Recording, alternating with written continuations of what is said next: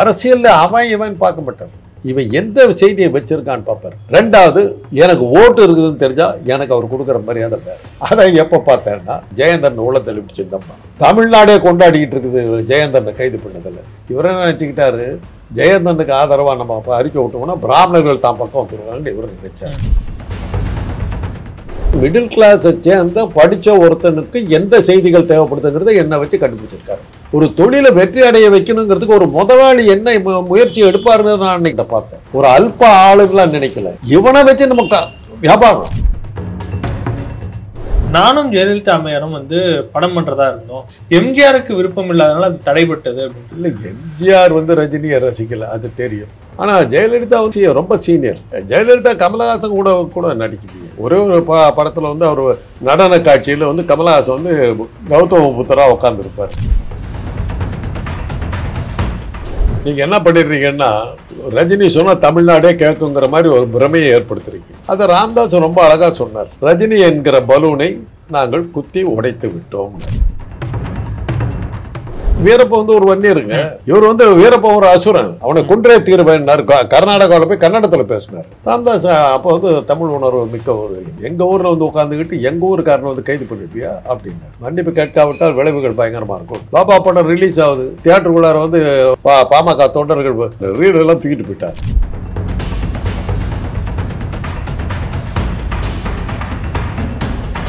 கன்னடக்கார பெண் அரசியலுக்கு தமிழ்நாட்டில் வருதுன்னும் போது கன்னட அந்த பாசத்தில் அவர் போய் ஆதரவு தெரிவிச்சிருக்கிறார். கலைஞரோட நீங்கள் சேர்த்து பேசும்போது கலைஞர் தமிழ்நாட்டை சேர்ந்தோம், அவரை ரஜினி ஏற்றுக்கணுங்கிற அவசியம் கிடையாது. கலைஞர் தான் போய் விழுந்தாரு ஒழிய. இப்போ கலைஞர் பார்த்துருக்க, வெறும் வெற்றி எலும்பு கூடு, அது எப்படி உயிரோடு இருந்து தெரியாது, அப்படி இருப்பார். அவ்வளோ விழுன்னு இருப்பார். உடம்புல சதையே நான் பார்த்ததில்லை அவர் உடம்புல. ஏன்னா வெத்து உடம்போட நான் பார்த்துருக்கேன். தலை மாத்திரம்தான், வெறும் மூளையால் மட்டுமே இயங்கிய உடல் அது.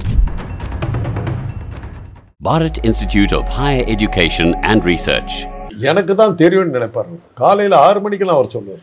கருணாநிதி அவர்கள் ஆமாம் கேட்பாரு, நின்றுக்கிட்டே ஏன்னா எது இப்படி இருந்து அந்த ஊர் என்ன சொல்கிறாங்க, இப்படி சொல்கிறாங்களே, உனக்கு தகவல் வந்ததா அப்படின்னாரு. வந்ததுங்க அப்படின்னு. பச்சையா விஷயத்தை சொல்லு அப்படிம்பாரு. இல்லைங்க, இந்த 2 இடமும் சரியாக வராதுங்க, நீங்கள் கொஞ்சம் அவசரப்பட்டதாக தான் எல்லாருமே சொல்கிறாங்க அப்படின்னு. எங்கள் அண்ணனுடைய தேர்தலை பற்றி என்கிட்ட கேட்டார். தோற்று போய்டுவார்னு சொல்கிறாங்களே அப்படின்னு. அவர் ஜெயிச்சாதாங்க ஆச்சரியம். ஏய், யாரை பற்றி கேட்குறேன்னு தெரியுது அவனுக்குன்னாரு. எங்கள் அண்ணனை பற்றி தானே கேட்குறீங்க. ஆமாம், உங்கள் அண்ணனை தோற்று போய் எங்கள் உண்மையை தாங்க சொல்கிறேன். எங்கள் அண்ணங்கிறதுக்காக ஜெயிச்சிருவார் சொல்ல முடியுமா? ஜெயிக்க மாட்டார் அப்படின்னு. அப்போ நான் கேள்விப்பட்டது, நான் சத்தியத்திலேயும் சத்தியம் அப்படியே இதாகிட்டார். ஏன் இப்படி சொல்கிறேன்னாரு. அவர் நின்று இருக்கக்கூடாதுங்க. அப்போ அதிமுக அப்போ தான் தேர்தல் நிற்கிறாங்க. கண்ணை பவர்ஃபுல்லாக இருக்கார். 2 காரணம். எம்ஜிஆருடைய செல்வாக்கு உங்களை விட சேலத்தில் ஜாஸ்தியாக இருக்குது. 2வது காரணம், கண்ணை பெரும்பான்மை ஜாதியை சேர்ந்த வெள்ளாள கவுண்டர். எங்கள் அண்ணனுக்கு அங்கே ஜாதி கிடையாது, பின்னணி இல்லை. எங்கள் ஜாதிக்காரங்க வெவ்வேறு பேரில் இருக்கான். அவனுங்க ஓட்டு போட மாட்டாங்க, அந்த ஓட்டு நமக்கு வராது. ஜாதி பின்னணி இருக்கிறதுனால கண்ணனுக்கு இந்த 2 பாயிண்ட் இருக்கிறதுனால கண்ணனுடைய வெற்றி வாய்ப்பு பெருசாக இருக்குதுங்க அப்படின்னு எல்லாம் கேட்டுக்கிட்டார். அப்போது ரிசல்ட் என்னவா இருக்கும் அப்படின்னா கொஞ்சம் கஷ்டம்தாங்க அப்படின்னு. இப்போ பொதுவாக தமிழ்நாடு எப்படி இருக்குதுன்னா பொதுவாகவே கொஞ்சம் கஷ்டமாக தான் இருக்கும். அதுதான் நடந்தது. அதாவது என்ன மாதிரி சில பேர் இது மாதிரி எனக்கு சில அனுபவங்கள், என்னுடைய சொந்த அனுபவங்கள்னு கேட்டிங்கன்னா அது சிலதெல்லாம் இருக்குது. சீபா ஆதித்தனார் உங்களுக்கு தெரியும், தினத்தந்தியினுடைய அதிபர். அவர் காலையில் பீச்சில் வாக் போவார், மெரினா பீச்சில் நடைப்பயிற்சி முடிச்சுட்டு 5:45 நான் எந்திரிச்சிருவேன். எங்கள் அண்ணன் வீட்டில் தான் நான் இருந்தேன். எங்கள் அண்ணன் அப்போ மந்திரியாகவே தான் இருந்தார். அந்த காலையில் 5:45 காலிங் பெல் அடித்தாக்கா ஆதித்தனார்னு அர்த்தம். கதவை திறப்பேன். எழுந்துட்டியா அப்படின்ட்டு வருவார். எழுந்துட்டீங்களா? வாங்கன்னு பேச மாட்டார். எழுந்துட்டீங்களா அப்படின்ட்டு வருவார். வந்தவுடனே அந்த விசிட்டர் ரூமில் அப்படியே உட்காருவார். அதுக்குள்ளார என் மனைவி காஃபி கொண்டு கொடுத்துருவாங்க. குடிச்சிக்கிட்டே தினத்தந்தி பேப்பரை கையில் கொடுத்துருவாங்க. அந்த காஃபி குடிச்சிட்டு நான் தினத்தந்தி பேப்பரை படிச்சுக்கிட்டு இருப்பேன்.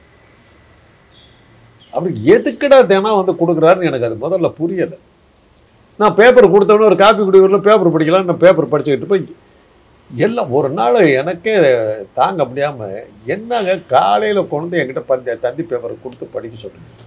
இல்லைப்பா, நீ மத்திய குடும்பத்தை சேர்ந்தவன், மத்திய தர மிடில் கிளாஸ் ஃபேமிலி, படித்தவன், டாக்டருக்கு படித்தவன், நீ எந்த செய்தியெல்லாம் படிக்கிறங்கிறத நீ படிக்கிறத பக்கத்தை வச்சு நான் பார்ப்பேன் அப்படிங்கிறார். எந்த செய்தியெல்லாம் எனக்கு ஆர்வத்தை உண்டாக்குது அந்த பக்கத்தை, அதாவது மிடில் கிளாஸை சேர்ந்த படித்த ஒருத்தனுக்கு எந்த செய்திகள் தேவைப்படுதுங்கிறத என்னை வச்சு கண்டுபிடிச்சிருக்காரு. அந்த தொழிலுங்க, ஒரு தொழிலை வெற்றி அடைய வைக்கணுங்கிறதுக்கு ஒரு முதலாளி என்ன முயற்சி எடுப்பாருன்னு நான் அன்னைக்கு ஆதித்யநாதர்கிட்ட பார்த்தேன்.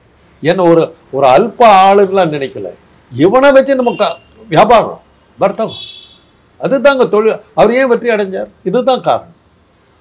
ஒரு வாசகம் எதை தேடுவோம், அது எதை கொடுக்கணுங்கிறது. அவர் ஒரு பத்திரிகை நடத்துகிற பெரும் பணக்காரர், கோடீஸ்வரர்.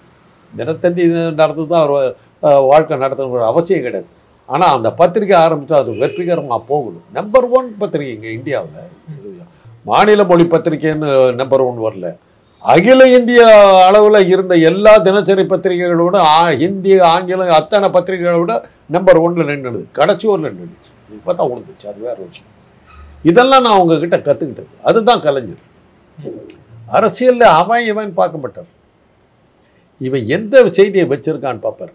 2வது, எனக்கு ஓட்டு இருக்குதுன்னு தெரிஞ்சால் எனக்கு அவர் கொடுக்குற மரியாதை வேறு. அதை எப்போ பார்த்தேன்னா, காஞ்சிபுரத்து அந்த ஜெயந்தன் உள்ளத்தில் இப்படிச்சிருந்தம்மா, ஜெயந்தனுக்கு ஆதரவாக அறிக்கை விடுறாரு. ஒரு காலத்தில் திமுக என்னாச்சு என்ன சொன்னோன்னாக்கா, பீரங்கியை வைத்து இப்போ காஞ்சிபுரத்தை பழக்கும் நாளே நன்னாள்னு சொன்ன ஆள் அந்த ஜெயந்தன். அப்போ தான் ஒருத்தர் தமிழர் விமணின்னு யாரோ இது பண்ணாங்க. பார்ப்பவர்களெல்லாம் வாக்கு யந்திரமாக நினைக்கிற புத்தியை கலைஞர்கிட்ட போக வேண்டும். தமிழ்நாடே கொண்டாடிக்கிட்டு இருக்குது ஜெயந்தனை கைது பண்ணதில்லை. இவர் இது எதுக்கு குருசால் விட்டுறாரு?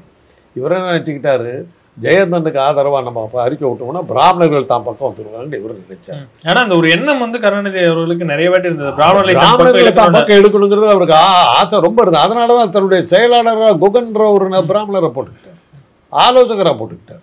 அவருடைய டாக்டர் ஒரு பிராமணர். அப்புறம் தான் எழிலன் போன்றவர்களாக வந்தாங்க. அதுக்கு முன்னாடி கோபாலுங்கிற ஒரு பிராமணர் தான் அவருக்கு டாக்டர். இப்படி பிராமணர்கள் தான் சுற்றி வச்சுக்கிட்டார். இதனால் வந்துடும். அதை ஒரு தடவை கேட்குமாங்க, தலைகீழ நின்னாலுங்க அது அவங்களுடைய உயிரணுக்கள்லேயே, அவங்களுடைய மரபணுக்கள்லேயே கருணாநிதி துவேஷங்கிறது இருக்குது. தலைகீழ நின்னாலும் உங்களை ஏற்றுக்க மாட்டாங்க. அப்படி நீங்கள் என்ன பண்ணாலும் ஏற்றுக்க மாட்டாங்க. அப்புறம் என் மேலே என்னுடைய அரசியல் கருத்துக்கள்லாம் நான் ஒரு டிவியில் செய்திகள் நிஜங்களுங்கிற இதெல்லாம் இது பண்ணும்போது அதுக்கு நிறைய முக்கியத்துவம் கொடுத்தார். ஜெயலலிதாவும் கொடுத்தார். அதெல்லாம் இல்லை. இப்போ நீங்கள் என்ன கேட்டீங்க, நான் பாட்டுக்கு ஏதோ ஒரு பேர் சொல்லுவேன். தீபாவுக்கு அவர் போனதுக்கு காரணம், கலைஞர் ஒரு தமிழ் இன தலைவர். என்ன இது பண்ணாலும் ரஜினியினுடைய கன்னட பாசத்தை நீங்கள் இது பண்ண முடியாது. அது அவங்களுக்கு இயல்பாகவே இருக்குது. நானும் ஜெயலலிதா அம்மையாரும் படம் பண்ணுறதா இருந்தோம், ஜெயலலிதா அவர்களும். ஆனால் சில காரணங்களால் அது தடைபட்டு போச்சுன்ற மாதிரி சொல்லியிருந்தார். இந்த சில காரணங்களை தோண்டி துருவி பேச ஆரம்பிச்சிருக்காங்க. இந்த சில காரணங்களில் ஒன்று, ஜெயலலிதா நடிப்பதற்கு விருப்பம் இருந்தும் எம்ஜிஆருக்கு விருப்பம் இல்லாதனால அது தடைபட்டது அப்படின்றாங்க. ஏற்றுக்கிறீங்களா? இல்லை, எம்ஜிஆர் ரஜினியை ரசிக்கல, அது தெரியும். இவருக்கு ஜெயலலிதா கூட நடிக்க விருப்பம் இருந்ததாங்கிறது எனக்கு தெரியாது. ஏன்னா ஜெயலலிதா அப்போ சீனியர், வயதில் சிறியவங்க, வயசை பற்றி எனக்கு தெரியாது. ஆனால் ஜெயலலிதா ரொம்ப சீனியர். அவருடைய நாட்டமெல்லாம் அப்போ இருந்து லதா மேலே, அது இதுக்கு மேலே நம்ம பேசக்கூடாது. அது பெரிய விவகாரமாகவே மாறி அது எவ்வளோ தூரத்துக்கு போச்சுங்கிறது ஜெயலலிதா கமலஹாசன் கூட நடிக்கலையே.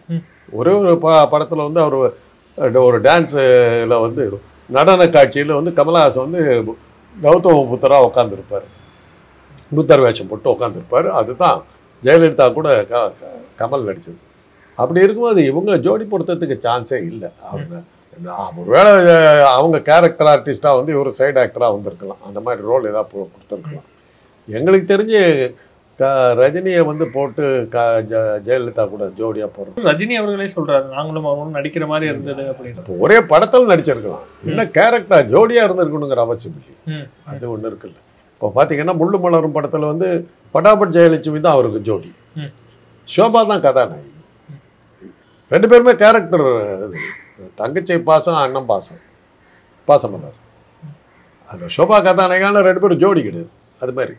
அது மாதிரி ரோல் ஏதாவது இருந்திருக்கலாம், அதில் போய் நடிச்சிருக்கலாம். ரஜினி அவர்களை எடுத்துக்கிட்டோம் அப்படின்னாலே எப்பவுமே வந்து அரசியல், அதுக்கப்புறம் வந்து ரஜினியை பிரிக்கவே முடியாது. அவர் வந்து அரசியலுக்கு வரேன் அப்படின்னாலும் சரி, இல்லை நான் வந்து ஒதுங்கி இருக்கேன்றாலும் சரி, ஏதாச்சும் ஒரு விஷயத்தை இப்படி பேசிட்டு போயிடுவார். அதுக்கப்புறம் அரசியல் ஆகும்.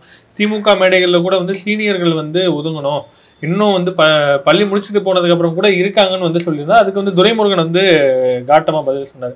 எப்போதும் ரஜினிக்கு ஏன் வந்து இந்த வேலைன்ற ஒரு பார்வை இருந்துகிட்டே இருக்கு? இதை நீங்க எப்படி பாக்குறீங்க? உங்க மாதிரி மீடியாக்களால உண்டான பிரச்சனை தான் இதெல்லாம்.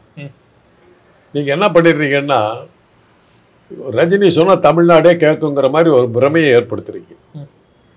அதை ராமதாஸ் ரொம்ப அழகா சொன்னார். ரஜினி என்கிற பலூனை நாங்கள் குத்தி உடைத்து விட்டோம்னார். நீங்கள் சொல்கிறது உண்மையாக இருந்திருந்ததுன்னா, பாபா படம் ரிலீஸ் ஆகும்போது ரஜினி மன்னிப்பு கேட்க வேண்டும்னாரு பாட்டாளி மக்கள் கட்சியில். ரஜினி என்ன பண்ணிடுவீங்கன்னு நின்னார். ஏன்னா அவருக்கு இருந்த தைரியம், உங்களுடைய மீடியாக்கள்லாம் கொடுத்த ஹைப்பு, ரஜினியின் குரலுக்காக தமிழ்நாடே இயங்கி கொண்டிருக்கிறது, ஆந்திரா கேட்டுக்கொண்டிருக்கிறது. என்டி ராம அதுவும் ஒரு பத்திரிகை என்ன எழுதிச்சுன்னா, என்டி ராமராவ் தன்னுடைய ரஜினி என்ன சொல்வார் என்பதற்காக காத்து கொண்டிருக்கிறார் அப்படிங்கிற அளவுக்கு அவரை ஏற்றி விட்டீங்க. அகில இந்தியாவை அவரை எதிர்பார்த்துக்கிட்டு இருக்க மாதிரிலாம் ஏற்றி விட்டீங்க. அவருக்காச்சும் நம்பிக்கிட்டார். அப்புறம் இந்த பாபா படம் வந்து இதான போது கோடானு கோடி ரசிகர்கள் எங்கே போனான்னு தெரியல. போலீஸ் பாதுகாப்போட படத்தை ஓட்டுறீங்க, 2 நாள் படம் காலி.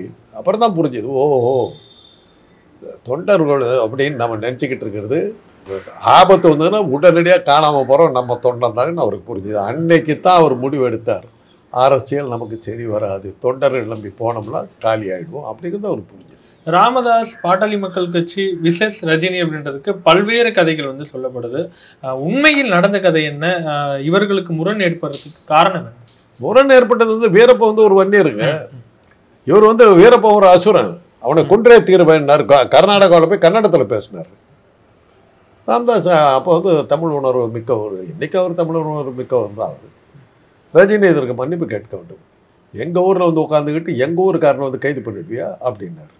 மன்னிப்பு கேட்காவிட்டால் விளைவுகள் பயங்கரமாக இருக்கும், அவ்வளோதான் அவர் சொன்னார். பாபா படம் ரிலீஸ் ஆகுது, கடலூரில் தியேட்டருக்குள்ளார வந்து பாமக தொண்டர்கள் ஃபில்ம் ரீலில் எடுத்துக்கிட்டு போயிட்டாங்க. இன்றைக்கு மாதிரி பென்ட்ரைவில் போடுறது இல்லையா, அன்றைக்கி ரீல் தான், ரீலெல்லாம் தூக்கிட்டு போயிட்டாங்க. ரீலெலாம் தூக்கி போய் தாக்குறாங்கன்னு உடனே இப்போ கவர்மெண்ட் வந்து போலீஸ் பாதுகாப்பு கொடுத்துருச்சு. எல்லா தியேட்டர் முன்னாடியும் போலீஸ் 20 போலீஸ் 30 போலீஸ் இருந்தால் யார் போவா? இவ்வளோ ஆபத்தோடு வச்சுக்கிட்டு சினிமாவுக்கு ஏண்டா போகணுன்னு எவனும் போகல. படம் 2 நாள் ஓல்டு, பயங்கரமான ஃப்ளாப். அதுக்கப்புறம் அவருக்கு புரிஞ்சிருச்சு, ஒரு லட்சியத்தோடு அமைக்கப்பட்ட ஒரு கொள்கை பிடிப்போடு உள்ள தொண்டர்களை கொண்டு ஒரு அரசியல் அமைப்பை எதிர்த்து ஒரு சினிமா ரசிகர்கள் இருக்க மாட்டார்கள், ஓடி விடுவார்கள் என்பதற்கு ரஜினி ரசிகர்கள் உதாரணங்கிறது அதையும் நீங்களே தான் எழுதுங்க. அதுக்கப்புறமே அவர் ஸ்டடி ஆகிட்டார். அதுக்கப்புறம் பாமக கூட இணங்கி போகிற நிறைய விஷயம். இப்போ அவர் அன்புமணி போய் பார்த்துட்டு வந்து, இவர் போய் பார்த்துட்டு, இப்போ இவங்க விழுந்துட்டாங்க கீழே. அது எல்லாத்துக்குமே நான் பகுத்தறிவுக்கு அப்பாற்பட்டு சொல்கிறேங்க. யாருக்குமே ஒரு 15 வருஷம் வாழ்க்கை இருக்கும், ஒரு 15 வருஷம் தோல்வி இருக்கும். இன்றைக்கி பாட்டாளி மக்கள் கட்சியினுடைய இது வந்து இறங்கு முகத்தில் அவ்வளோதான். கருத்துக்களை பகிர்ந்து நேரத்தை பயந்தமைக்கு நன்றி.